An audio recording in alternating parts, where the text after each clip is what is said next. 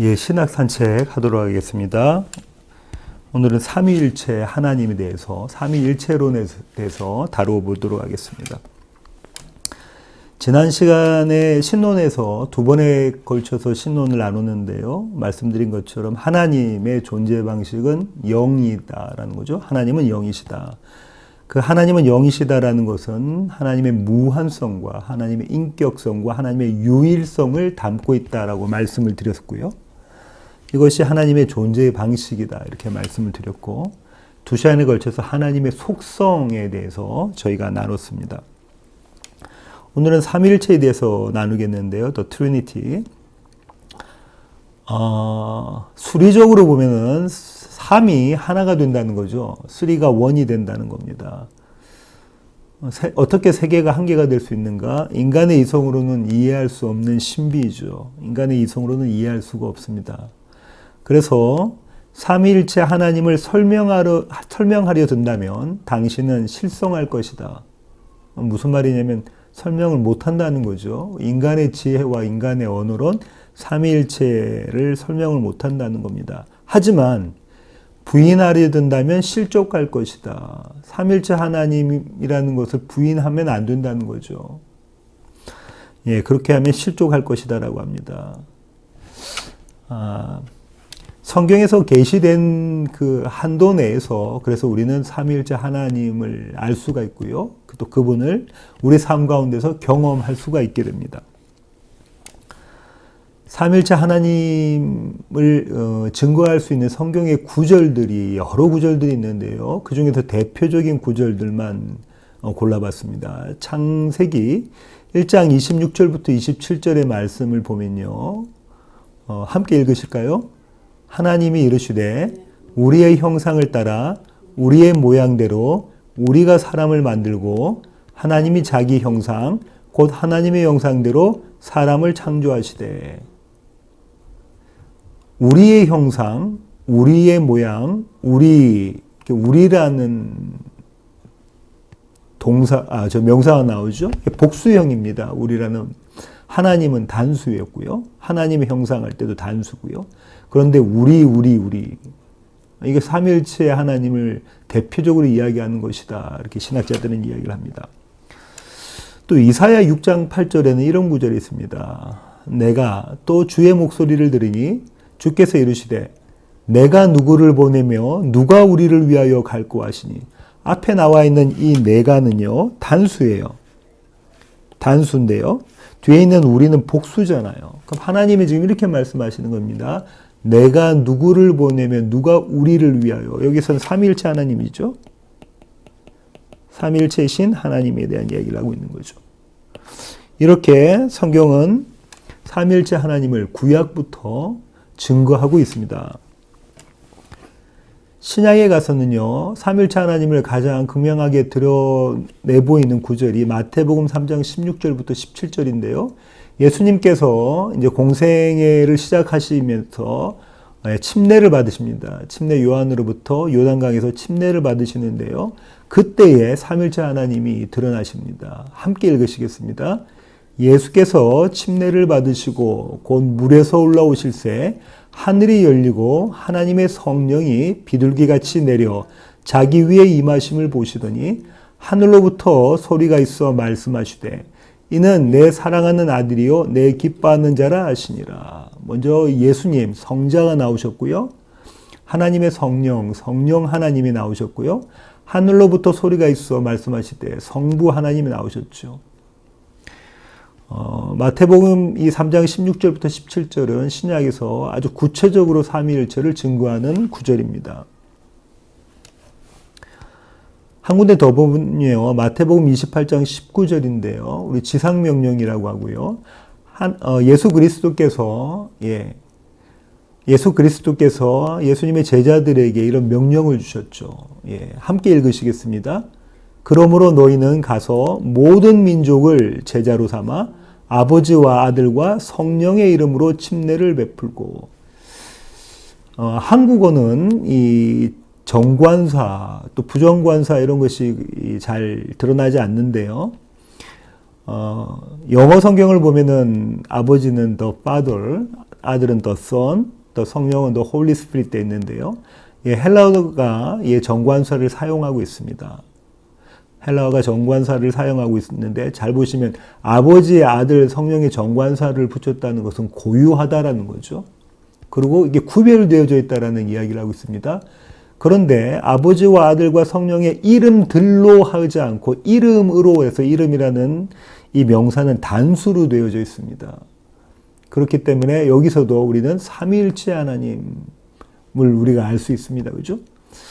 그러니까 이 삼위일체 하나님을 우리의 삶 가운데, 우리 신앙 가운데, 우리 사역 가운데 이렇게 적용하는 모습이 드러나 있는 거죠. 주님 그렇게 우리에게 명령을 하신 거죠. 자, 삼위일체라는 거, 트리니티라는 거는요, 영어로는 이렇게 구분이 되는데요. 그래서 트리, 세 개라는 거고요. 유니티, 하나라는 거고요. 또는 three in oneness, 세 개가 한 개라는 이야기인 거죠. 삼위, 이거 three persons라고 하고요. 인격인데 하나님께 대해서는 우리 국어 한글로는요 위격이라고 이야기하고요. 이것은 세 위격입니다. 세 위격. 일체는 one essence인데요. 한 본질이죠. 세 위격과 한 본질.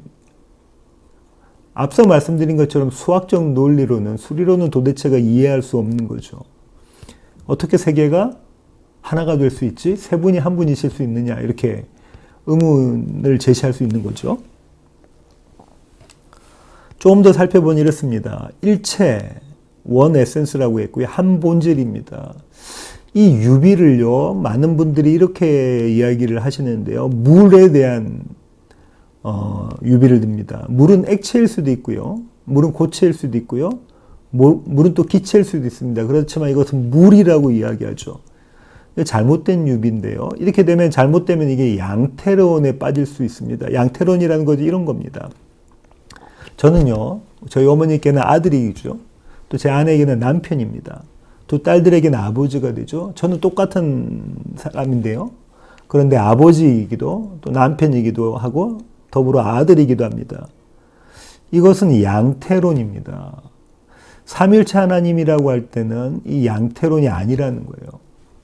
일체를 강조하다 보면 이렇게 됩니다. 그죠? 삼위는 제쳐두고 일체만 강조하게 되면 이렇게 돼요. 이렇게 되면 오직 기능적으로만 하나님을 인식하게 됩니다. 이제 그죠? 아버지의 역할을 할 때, 또 그죠? 아들의 역할을 할 때, 또 성령 하나님의 역할을 할 때 이렇게 기능적으로만 인식하게 되는데요. 그렇지 않다는 겁니다. 또 이 일체를 강조하게 되다 보면요. 이런 이단들이 교회사적으로 많이 생겼었는데요. 먼저 가연설입니다. 이거 어떤 거냐면요. 하나님께서는 이 땅에 내려오셨어요. 성자의 모습이 이 땅에 내려오셨지만 그건 외견상으로만 사람이 이제 실제로는 육신을 입은 것이 아니다. 사람들이 인간들의 모습에 그렇게 육신을 입은 것처럼 보였을 거라는 거죠. 그러니까 하나님은 한 분이라는 거예요. 근데 성자로서 이 땅에 잠시 내려오신 것이다. 이 이단입니다. 그 다음에 아리안주의는요, 아리수주의는 이렇습니다. 성자와 성령은 성부 하나님의 피조물이라는 거예요. 그러니까 이렇게 됩니다. 천사도 피조물이잖아요. 그러니까 천사보다 좀 낫다는 거예요. 좀 더 높다는 거죠. 성부 하나님이 가장 높으신 하나님이고 절대적인 하나님이시고 그분의 피조물로 성자 하나님, 또 성자 하나님보다 조금 더 열등한 성령 하나님. 이렇게 되면은 성자와 성령이 동일하신 하나님이 되는 게 아닙니다. 그죠? 차이가 있다는 것은 동일한 하나님이 아니라는 거예요. 이것도 이단입니다. 여기서 조금 더 나가서 이렇게도 이야기하는데요. 예수님은 이 땅에 오셨을 때 저와 여러분과 똑같은 인간이셨다라는 거예요. 그 인간은 하나님의 신성이 전혀 없는 인간이셨는데 앞서 우리가 살펴본 것처럼 요단강에서 침례를 받을 때 그때 예수님 계셨고 성령 하나님 임재하셨고 성부 하나님이 말씀하셨잖아요. 요단강에서 침례를 받았을 때 그때 비로소 하나님이 되었다라는 겁니다. 이거 양자설인데요. 예수님의 양자설, 성자 양자설입니다. 이것도 이단입니다. 지금 여기 있는 지금까지 말씀드렸던 이 이단이라는 것, 잘못된 사상, 잘못된 신학이라는 것은요, 전부 다 삼위일체에서 일체를 강조하다 보니까 그렇게 된 거죠. 삼위는요, three persons라고 그랬어요. 세 위격이라고 말씀드렸는데요. 여기도 잘못된 유비가 있습니다. 이렇게들 생각들 많이 하시는데요. 계란이 있어요. 그 계란은 껍데기와 흰자와 노른자로 만들어져 있죠. 껍데기, 흰자, 노른자.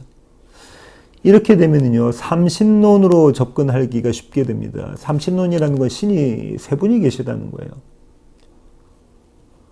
그래서 유니테리안들은 이렇게 이야기하죠. 너희는 한 분 하나님을 믿는 게 아니라 세 분 하나님을 믿고 있다.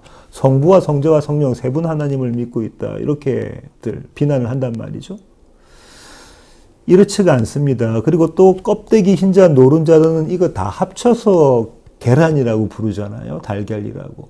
그것 중에 한 가지가 빠지면 하나님이 되지 않는, 계란이 되지 않는 거죠. 그러니까 하나님도 무언가, 껍데기로는 완전하지 못해요. 흰자로도 완전하지 못해요. 노른자로도 완전하지 못한 계란인 거죠.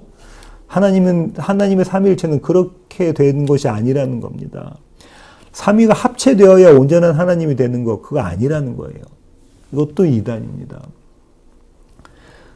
우리는요, 지금까지 삼위일체에 대해서 잘못된 신학, 또 잘못된 이단 사상들에 대해서 살펴봤는데요.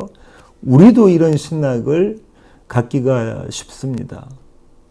삼위 하나님을, 세 분 계신 하나님이야? 또, 아니면은, 예수님이나 성령님은 성부 하나님보다 조금 열등하셔? 이렇게 생각하기가 쉽다는 얘기죠. 그렇지 않습니다.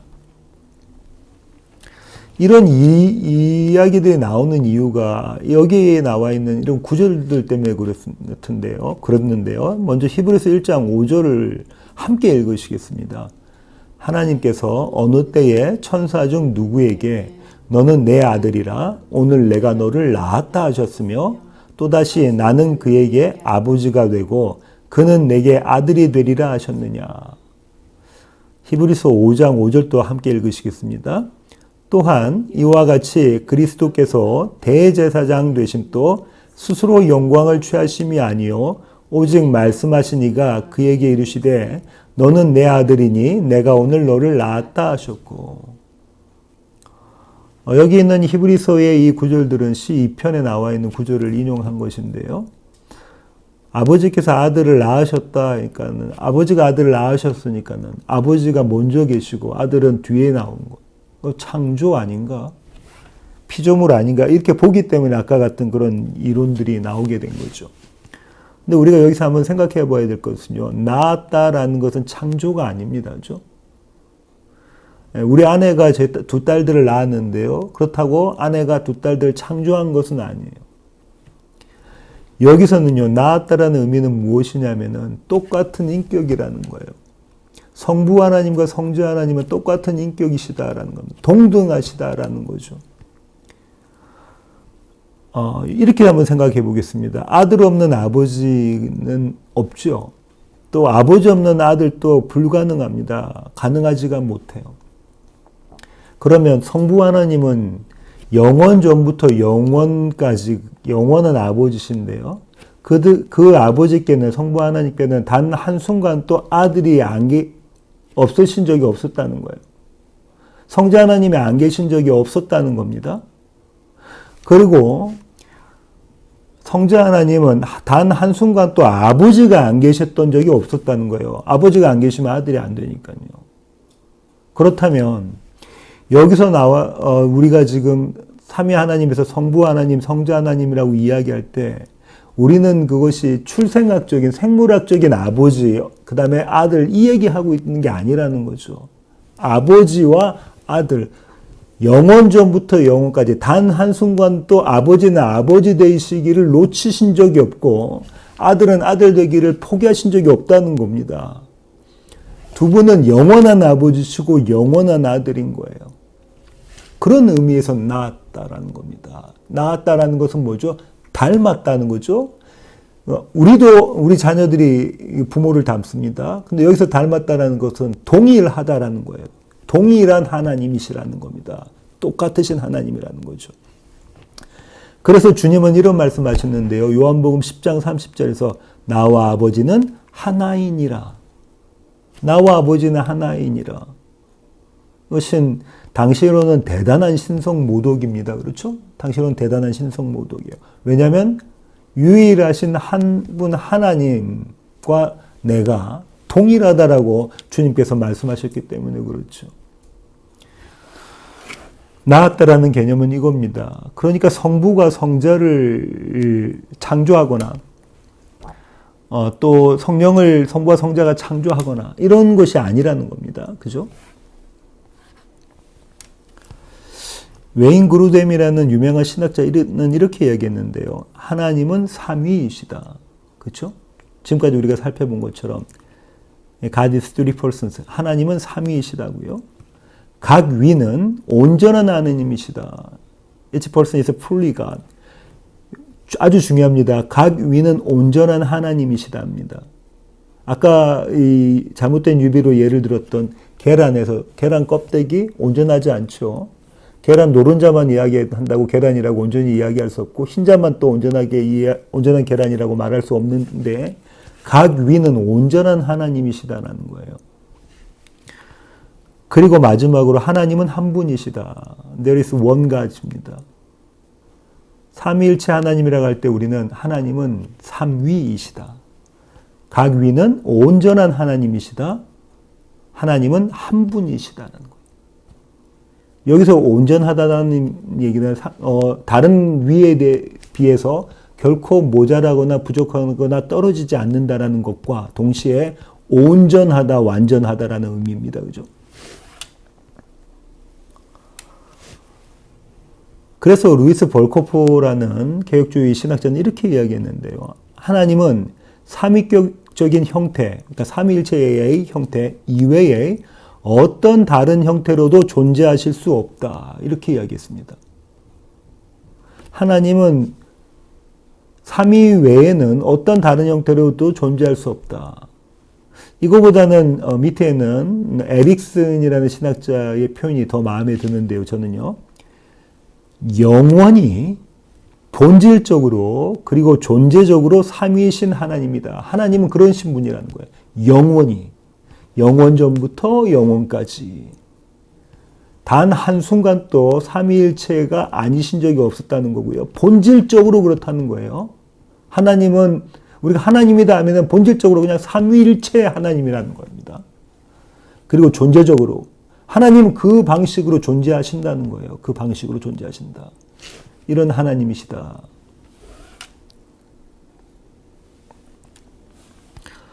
지금까지는 하나님의 존재적인 또 본질과 위격에 대한 이야기를 했는데요.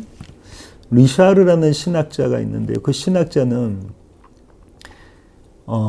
하나님의 속성 중에 하나인 하나님의 속성을 대표적인 속성을 사랑이라고 이야기하는데요. 그 사랑으로 인식하는 삼위일체 하나님을 이야기하고 있습니다. 조금 긴데 간략하게 간추려 보자면 이렇습니다. 하나님은 완전하시다. 그죠? 하나님은 완전하신 분입니다. 우리가 하나님의 속성에서 나눴지 않습니까? 그러니까 하나님이 완전하시니까 하나님의 사랑도 완전하다라는 거죠. 하나님의 사랑도 완전하다. 그런데 사랑은 대상이 필요합니다. 사랑을 하는 사람, 사랑을 받는 사람. 그렇죠? 사랑은 대상이 필요해요. 주는 사람과 사랑을 주는 사람이 있어야 되고요. 사랑을 받는 사람이 있으면 우리는 이걸 사랑이라고 말하죠. 대상이 필요합니다. 이 가운데 우리는 기쁨을 누리게 되죠. 만족을 하게 됩니다. 하나님의 사랑이 완전하다라는 것은 주는 것과 받는 것, 이거 상호적이죠. 완전한 사랑을 나누신다는 겁니다. 그런데요, 만약에 이 사랑이 당사자인 두 사람만 사랑한다고 하면 자칫 배타적일 수 있습니다. 그죠? 예, 그래서 이런, 배타적이지 않게 또 이타적으로 둘 이상의 사랑이 필요한 또 다른 제3자가 필요하게 되는 거죠. 사랑을 나눠야 되니까요. 사랑의 기쁨을 나눌 3자가 있어야 되는데요. 그래서 하나님은 삼위일체이시다라고 리샤르라는 이 신학자가 이렇게 이야기했습니다. 가능한 이야기고요. 말틴 로이드 존스 목사님은 이 삼일째 하나님에 대해서 그분의 구원 사역에 대해서 각기 삼위가 맡은 역할에 대해서 이렇게 설명하고 계십니다. 성부 하나님은 창조하시는 분이시다. 성부 하나님은 선택하시는 분이시다. 성부 하나님은 구원 계획을 수립하시는 분이시다라는 거죠. 창조하시고 선택하시며 구원 계획을 수립하시는, 세우시는 분이 성부 하나님이시다. 성자 하나님은 성부 하나님으로부터 보내심을 받으신 분이고, 그리고 성부 하나님께서 창조하시고 선택하시고 계획을 세우신 그 구원을 이루어내시는 분, 성취하시는 분이 성자 하나님이다. 이렇게 이야기하고요. 마지막으로 성령 하나님은 성부와 성자에 의해서 보내심을 받고 성자의 이름으로, 예수의 이름으로 보내심을 받아서 그 구원을 적용하시는 분이다. 이렇게 이야기하고 있습니다. 로이드 존스 목사님 이렇게 이야기하고 있고요. 하나님의 구원 사역, 하나님의 백성을 구원하시는 사역이 이렇게 삼위가 역할을 감당하고 있다. 이렇게 이야기하고 있죠. 삼일체 하나님의 구원 사역에 대해서 이거 고전인데요. 도로티 세이어라는 그 여류 작가입니다. 영국의 여류 작가인데요. 문학 작품에 대해서 유비를 했어요. 비유를 했죠. 이런 겁니다. 문학 작품을 쓰려면 아이디어가 있어야 되잖아요. 그러니까 작가의 머릿속에 이미 모든 스토리는 이렇게 그려져 있는 거죠. 근데 그 그려진 작가의 그 아이디어가 창조적 에너지를 발휘하게 됩니다. 그러면서 무엇을 하냐면 창조적 에너지의 결실이 무엇이 되냐면 작품으로 나오겠죠. 예, 소설이든 시든 수풀이든 작품으로 나오게 됩니다. 그렇게 되면 그 작품은 독자와 어떤 관계가 되냐면 이 작품을 독자가 이해하게 하고, 그렇죠? 그 다음에 반응하게 하는 거죠. 독자가 문학 작품과 반응하게끔 하는 그것을 우리는 이 작가는요, 세이어라는 이 작가는 창조적 힘이라고 불렀습니다. 이걸 책으로 표현하면 이런 겁니다. 아이디어는 생각에 머무르러 있는 책입니다. 아직 책으로 만들어지지 않았고요. 창조적 에너지는 책을 지금 쓰는 자극과 동시에 그 책이 만들어져 나온 겁니다. 완성품이 나온 거죠. 그러고 난 다음에 그 책은 나오면 비로소 독자가 읽을 수 있게 되고 독자와 반응을 하게 되어져 있죠. 그것이 창조적 힘. 그래서 성부와 성자와 성령의 관계가 이런 모습이다라고 세이어라는 작가는 이렇게 이야기를 했었습니다. 아주 오래전에 이야기를 했었는데요. 다소 부족한 유비입니다. 하지만 구원 사역에 대해서는 아주 의미가 있는 유비라고 볼 수 있습니다.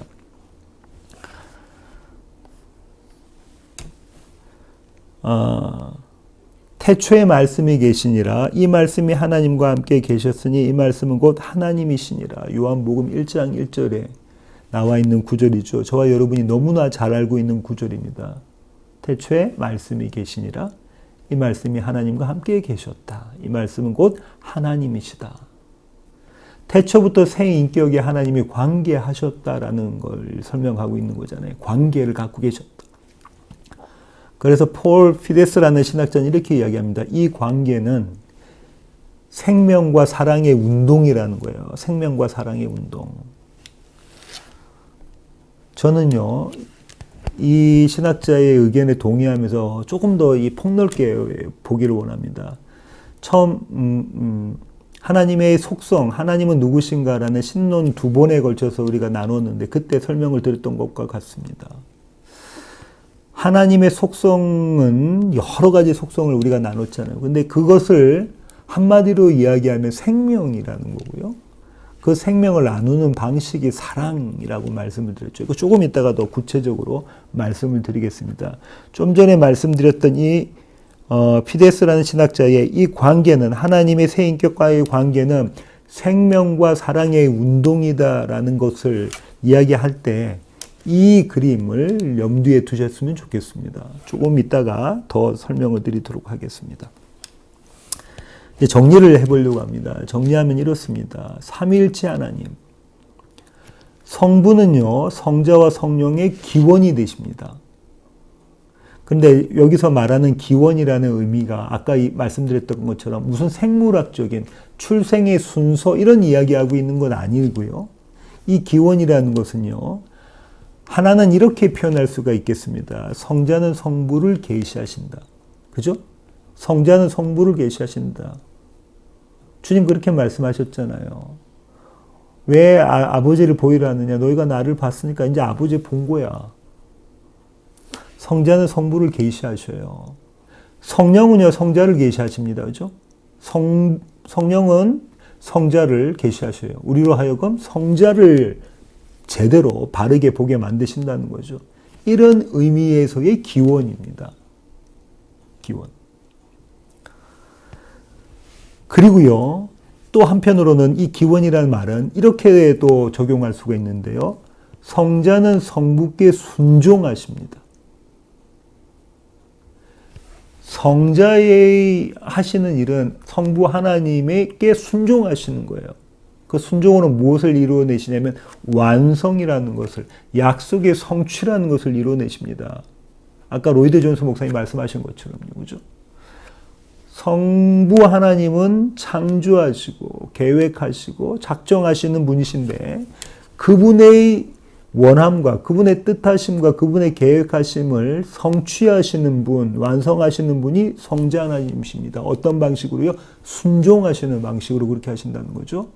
그리고 성령 하나님은요, 성자 하나님을, 이런 성자 하나님을 조명하십니다. 조명하시는 거예요. 그래서 우리는요, 성령을 통해서, 성령을 통해서 성자를 볼 수 있고요. 예수님을 볼 수 있고요. 성자를 통해서 성부 하나님을 볼 수가 있습니다. 저는 요 앞에서 나와 있던 이 계시라는 단어 있지 않습니까? 이 계시라는 단어. 계시라는 단어를 이렇게 바라보기를 원합니다. 하나님의 계시라는 것은요.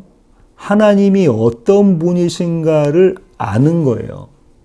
하나님께서 우리에게 알게 하시는 거란 말이죠. 하나님의 계시라는 것. 도대체 하나님은 어떤 분이신가를 알게 하시는 것이 하나님의 계시입니다.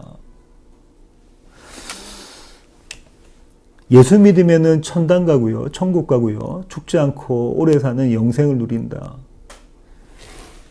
성경에 나와 있는 하나님의 계시는 그렇게 얄팍한 수준이 아닙니다. 누차 말씀드렸다시피 성경에서 이야기하고 있는 영생이라는 것은 죽지 않고 단지 오래 사는 것, 그것만이 아니라는 거예요. 우리가 한번 이렇게 생각해 볼게요. 우리가 생명을 누린다라고 할 때는 무엇 누리는 겁니까? 병원에서 누워 있으면서 아무 활동도 하지 못하며 누워 계실 때 우리는 그분이 생명이 있다고 이야기를 합니다. 그렇죠? 아직까지는 존재적으로는 아직까지 생명을 갖고 계시지만 그분이 생명을 온전히 누린다라고는 이야기하고 있지 않죠. 그런 환자분들을 보고. 생명을 누린다는 것은 생각할 수 있고요. 말할 수도 있고요. 또 들을 수도 있고요. 또 활동할 수도 있고요. 하고자 하는 일을 할 수 있고요. 기뻐하고 즐거워하고, 그죠? 또 행복하고 이런 걸 다 누리는 것을 우리는 생명을 누린다라고 이야기를 하죠. 그렇다면은 하나님께서 우리에게 주시려고 하시는 생명이라는 것은 도대체 무언가냐면 하나님의 속성이 담겨져 있는 것이 생명인 거란 말이죠. 예, 하나님의 이 모든 우리가 지금 지난 2시간에 살펴봤던 이 모든 하나님의 속성을 한마디로 이야기하면 생명이라는 거예요. 하나님의 생명을 누리게 하시는 방식인데 그 누리게 하시는 방식이 뭐냐면 하나님의 사랑이라는 겁니다. 하나님 세 분, 삼위 하나님이 스스로 그러시는 거예요. 어떻다고요? 하나님의 생명을 서로 누리시는데 그것을 사랑의 방식으로 누리신다는 거예요. 그 사랑의 방식이 뭡니까? 나를 온전히 내어주는 것이 사랑이잖아요. 나를 온전히 내어준 것, 나의 생명을 온전히 내어주는 것, 그 생명이라는 것은 단지 안 죽는, 죽고 산 이것이 아니라 하나님의 모든 속성을 나누는 것, 내어주는 것이라는 거죠. 이것이 생명입니다. 이것을 아는 것이요. 하나님께로부터 우리가 계시를 받는 거지. 성경은 이 얘기를 하고 있는 거예요. 그렇다면요. 성도의 신앙과 지금까지 우리가 살펴봤던 삼위일체 하나님은 도대체 어떤 의미를 갖고 있고 우리는 왜 삼위일체 하나님을 신비로운 삼위일체 하나님 우리는 어떻게 왜 알아야 하며 어떻게 알고 있어야 되는가? 그냥 삼위일체 하나님은 우리가 신학적으로 너무 어려우니까 또 인간의 지혜로 인간의 지성으로 알 수 없는 거니까 경험할 수도 없는 거니까 그냥 생각해 보지 않아도 되는 것 아닌가? 그냥 이렇게 제쳐버려도 되는 것 아닌가? 이렇게 생각하면 안 된다는 건데요. 왜냐하면 삼위일체 하나님이 성도의 신앙과 아주 밀접한 관계가 있기 때문에 그렇습니다. 삼위일체 하나님은 좀 전에 말씀드렸던 삼위일체 하나님은 하나님의 생명에 저와 여러분을 참여시키십니다. 다시 한번 보세요. 이 모든 하나님의 속성들, 이 모든 하나님의 속성들을 한마디로 이야기하면 생명이라고 말씀드렸고요. 생명이 있다라는 것은 생명을 누리는 것이라고 말씀드렸고, 생명을 누린다는 것은 이 속성들 가운데 있다는 겁니다. 그죠? 의, 선함, 옳음, 그죠? 거룩, 아름다움, 신실, 만족하는 것, 그죠? 하나님을 알게 되는 것, 또 영원, 이런 모든 하나님의 속성을 누린다는 거예요. 근데 삼위 하나님이 성부, 성자, 성령, 이 삼위 하나님이 이 생명을 나누신다는 거잖아요. 뭐 어떻게 이 생명을, 온전한 나의 생명을 내어주는 것을 나누시는 것이 사랑이라고 말씀드렸죠. 사랑이라고 이 생명을 나누는 방식이 사랑이라고 말씀드렸고요. 이 삼위 하나님이 누리시는 그 생명 안에, 사랑으로 누리시는 생명 안에 하나님의 백성들을 참여시키는 겁니다. 이 안으로. 이 대단한 영광입니다. 성도는요, 이 삼위 하나님이 누리시는 생명 안에 참여되는 거예요. 하나님의 생명 안에, 신적 생명 안에 참여되는 겁니다. 앞서 말씀드린 것처럼 단순히 죽지 않고 오래 살고, 여기서는 힘들고 아프고 막 그렇게 했는데 거기는 병도 없고, 이 정도가 아니라는 거예요. 이 삼위 하나님이 누리시는 그 생명 안에 저와 여러분을 참여시키신다는 거예요. 그 사랑 안에 우리를 참여시키신다는 겁니다. 그러면요, 우리의 삶 가운데서는 이 하나님의 생명이 드러나는 겁니다. 나중에 저희가 구원론에 가서 조금 더 나눌 텐데요. 이 하나님의 생명이 우리 삶 가운데 드러나는 거예요. 우리가 이것을 막 이렇게 하려고 노력하는 것이 아니라 우리의 삶 가운데 이것이 드러나는 겁니다. 어떻게 함으로? 그리스도 예수와 연합함으로. 그 얘기가 지금 두 번째 구절에 있는데요. 성부의 택하심을 받은 성도, 저와 여러분입니다. 성부 하나님께서요, 아버지 하나님께서 저와 여러분을 택하셨고요. 성령을 통해서, 믿음으로, 성령을 통해서 성자와 한 몸 되게 하셨습니다. 그죠? 그럼 저와 여러분이 오늘 이 자리에 믿음의 아들, 딸로, 믿음의 백성으로, 하나님의 백성으로 서 있는 것은 이 삼위일체 하나님의 일하심이고요. 삼위일체가 신비인 것처럼 이 그리스도 예수와 한 몸 되어져서 아버지로부터 택받은 우리가 그리스도 예수와 한 몸 되어져서 믿음 가운데 있는 것, 이거 신비입니다. 그러니까 저와 여러분이 예수를 믿는다는 것 자체가 삼위일체 하나님을 아는 것과 같은 신비라는 거예요. 동일한 신비라는 겁니다. 그 신비 가운데 참여시키셨다라는 거예요. 어마어마한 은혜입니다. 저와 여러분은 그렇게 하나님께서 하나님의 생명 가운데, 하나님의 사랑 가운데 참여시킨 그런 사람들입니다. 세상과는 구별되어져 있는 그런 사람들인 거예요.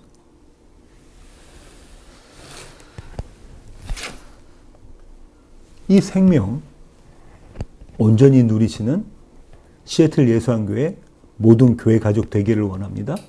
기도하시겠습니다. 주님, 그렇습니다.